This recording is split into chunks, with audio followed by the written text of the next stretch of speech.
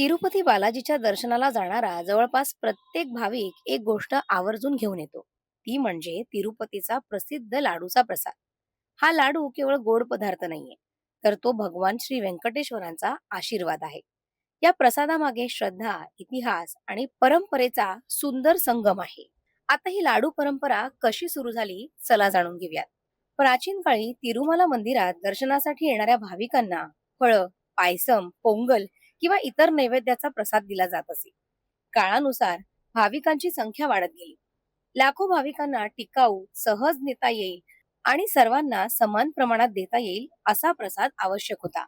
यासाठीच बेसन, तूप, साखर, काजू, मनुका, वेलची आणि खडीसाखर वापरून एक विशेष लाडू तयार करण्यात आला.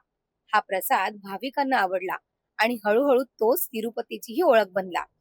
आता अशी श्रद्धा आहे की भगवान श्री व्यंकटेश्वरांना गोड नैवेद्य अत्यंत प्रिय आहे.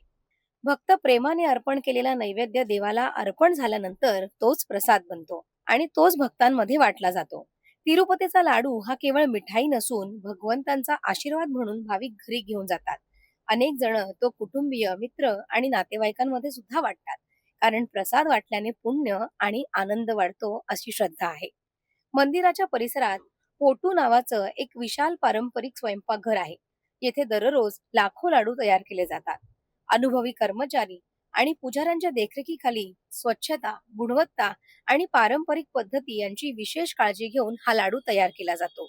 आजचा प्रसिद्ध तिरुपती लाडू हा प्रसाद इसवी सन 1715च्या सुमारास मंदिरातील नैवेद्य व्यवस्थेचा भाग म्हणून नियमित स्वरूपात सुरू झाल्याची ऐतिहासिक नोंद सुद्धा आढळते.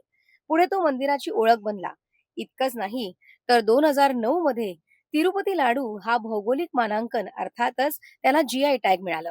त्यामुळे तिरुपती लाडू हे नाव आणि त्यांची पारंपरिक पद्धत ही संरक्षित झाली. इतरत्र बनवलेला लाडू हा या नावाने अधिकृतपणे आता विकता येत नाही.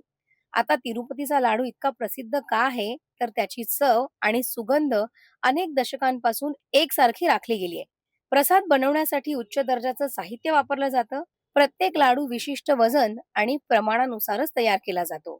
तो मंदिरातील नैवेद्याचा भाग असल्यामुळे भाविकांसाठी त्याचे आध्यात्मिक महत्व अधिक आहे. दर्शनानंतर प्रत्येक भाविकाला नियमानुसार एक लाडू दिला जातो. अनेक भाविक अतिरिक्त लाडूही खरेदी करतात. दररोज लाखो लाडूंचं वितरण होत असल्यामुळे तो जगातील सर्वाधिक प्रमाणात तयार होणाऱ्या मंदिरांच्या प्रसादांपैकी एक मानला जातो.